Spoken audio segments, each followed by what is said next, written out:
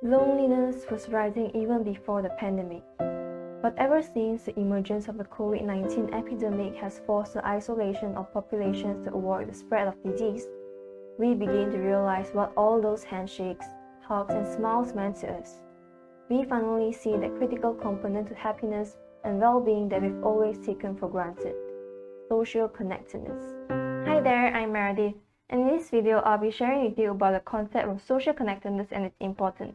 In its most narrow form, social connectedness refers to the social tie between people. The three common components of social connectedness are identified as socializing, social support, and a sense of belonging. Socializing is the interaction between two or more people coming together to have a good time or enjoy each other's company. For example, spending time with your family, having lunch with your friends, or attending a party.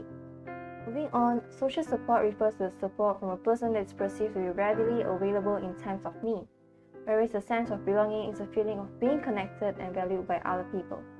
Whether it is sourced from family, friends, or club members, we humans have an inherent desire to belong and be a part of something greater than ourselves. When one lacks social connections, they feel lonely. However, loneliness is different from aloneness or the lack of social ties. Social connection has more to do with a subjective feeling of connection than your number of friends. You could have 1,000 friends but still feel low in connection. But you could also have no close friends or relatives but still feel very connected. But why is loneliness so painful? Why do we spend so much time perseverating on our past and future relationships? According to Matthew Lieberman, a social neuroscientist at the University of California, Los Angeles, there are 3 neural networks within our brain that promote social connection. One that involves our ability to feel social pain and pleasure, one that allows us to read others' emotions and predict their behavior, and one that helps us to absorb cultural beliefs and values, thereby linking us to our social groups. That answers why we are so wired to connect. Many studies have also found that chronic isolation is indeed associated with cognitive decline. A study in 2013 measured cognitive function at 2 time points in a cohort of more than 6,000 older individuals taking part in the English longitudinal study of aging. And guess what?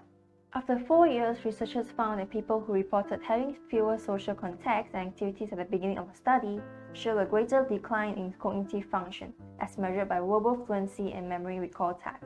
In short, our brains are wired to connect with others, and that explains how we felt when we are requiring social distance, isolation in homes, and disruption in contact among friends and family members. But even in this pandemic, there are still ways for us to stay connected and avoid loneliness. So, explore ways to connect, do more things that you enjoy, stay busy learning something new, or maybe even volunteer to help others. Loneliness begets loneliness. If you're lonely, almost the last thing you'd want to do is to reach out. But you have to make yourself, for yourself.